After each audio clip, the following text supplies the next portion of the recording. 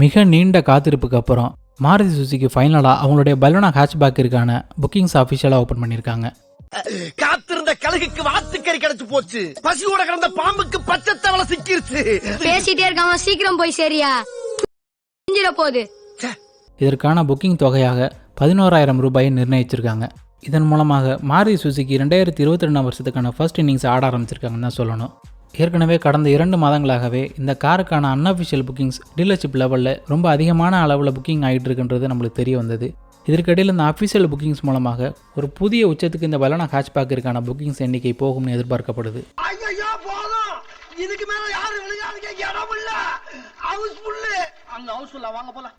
இந்த அனௌன்ஸ்மெண்ட்டோடு சேர்த்து கூடுதலாக ஒரு டீசர் வீடியோவையும் ரிலீஸ் பண்ணியிருக்காங்க. இந்த டீசர் வீடியோவில் ஹெட்அப் டிஸ்பிளே அப்படின்னு சொல்லக்கூடிய ஒரு ஃபீச்சரை பற்றி அவங்க ரிவீல் பண்ணியிருக்காங்க. இந்த ஹெட்அப் டிஸ்பிளேங்கிறது வேறு ஒன்றும் இல்லை, இன்ஸ்ட்ருமெண்ட் கிளஸ்டரில் வரக்கூடிய சில டீட்டெயில்ஸ் எல்லாத்தையுமே ஒரு சின்ன கிளாஸ் டிஸ்பிளேல ப்ரொஜெக்ட் ஆகிற மாதிரி செட் பண்ணியிருப்பாங்க. ஸோ இதனால் டிரைவரோட டிஸ்ட்ராக்ஷன் ஓரளவுக்கு குறையுங்கிறது தான் இந்த ஃபீச்சருடைய பெரிய ப்ளஸ் பாயிண்ட். இந்த குறிப்பிட்ட டிஸ்பிளேல பல வகையான ஃபீச்சர்ஸ் இருக்குது. உதாரணமாக சொல்லப்போனால் ஸ்பீடு மற்றும் எந்த கியரில் இருக்கீங்கன்றதை தாண்டி டர்ன் பை டர்ன் நேவிகேஷன், அதாவது மேப்பில் வரக்கூடிய அந்த டைரக்ஷன்ஸ், அதாவது இடது பக்கம் திரும்பணும், ஸ்ட்ரெயிட்டாக போகணும், வலது பக்கம் திரும்பணுங்கிற இந்த குறியீடுகளையும் அந்த டிஸ்பிளேல தெரிகிற மாதிரி காட்டும். ஆனால் இவங்க வெளியிட்டிருக்க அந்த டீசர் வீடியோவில் அப்படி எந்த மாதிரியான டீட்டெயில்ஸும் அதில் கொடுக்கப்படலை. ஸோ இது ஒரு பேசிக்கான ஹெட்அப் டிஸ்பிளே தான் அப்படிங்கிறது ஓரளவுக்கு உறுதியாக தெரியுது. இருந்தாலும் இந்த செக்மெண்ட்டுக்கு ஒரு புதுமையான எட் ரொம்ப யூஸ்ஃபுல்லான ஃபீச்சர் தான் இது. எக்ஸ்டீரியரை பொறுத்த வரைக்கும் மாருதி இந்த பலோனுக்கு ஒரு பெரிய ரீடிசைன் கொடுத்துருக்காங்க. குறிப்பாக ஃப்ரண்ட்டில் செய்யப்பட்ட அந்த சேஞ்சஸ் மூலமாக இந்த கார் முன்பை விட இப்போ கொஞ்சம் ஒய்டாக தெரியுது. இந்த ஒய்டு ஸ்டாண்ட்ஸுக்கு ஹெல்ப் பண்ணக்கூடிய டிசைன் டச்சஸ் இந்த பானட்லேருந்தே நம்ம நல்லா பார்க்க முடியும். முன்பை இருந்ததை விட கொஞ்சம் ஃப்ளாட்டான கிளாம்சல் டிசைனில் வரக்கூடிய பானட், புதிதாக ரீடிசைன் செய்யப்பட்ட பெரிய ஃப்ரண்ட் கிரில், அதோட பெர்ஃபெக்டாக சிங்க் ஆகக்கூடிய sleek headlamp units with LED DRL, ஒய்டான ஏர் டேமுடன் வரக்கூடிய புதிய ஸ்போர்ட்டி பம்பர், இதெல்லாமே இந்த காருக்கு ஒரு செடான் லுக்கை கொடுக்க ஹெல்ப் பண்ணுது. சைட் ப்ரொஃபைலில் பெரிய டிசைன் சேஞ்சஸ் நம்மளால் எதிர்பார்க்க முடியல. ஆனால் அதில் நோட்டபிள் சேஞ்சஸ் சொன்னால் புது அலாயபிள் டிசைன்ஸ் தான். ஆனால் ரியர் அப்படி கிடையாது. கம்ப்ளீட்டாக ரீடிசைன் செய்யப்பட்ட tailgate, L shaped LED tail lamp units. இந்த எக்ஸ்டீரியர் சேஞ்சஸ் மூலமாக முன்பே இருந்ததை விட இந்த 2022 பலோனோ ஒரு ஸ்போர்ட்டியான லுக்கை கொடுக்குது. கேபினை பொறுத்த வரைக்கும் கம்ப்ளீட்டான new dashboard layout, 9 inch touchscreen infotainment system, flat bottom steering wheel, sleek air conditioning vents மற்றும் ஆட்டோமேட்டிக் கிளைமேட் கண்ட்ரோல் யூனிட், இப்படி நிறைய டிசைன் மற்றும் ஃபீச்சர்ஸ் ஆட் பண்ணியிருக்காங்க.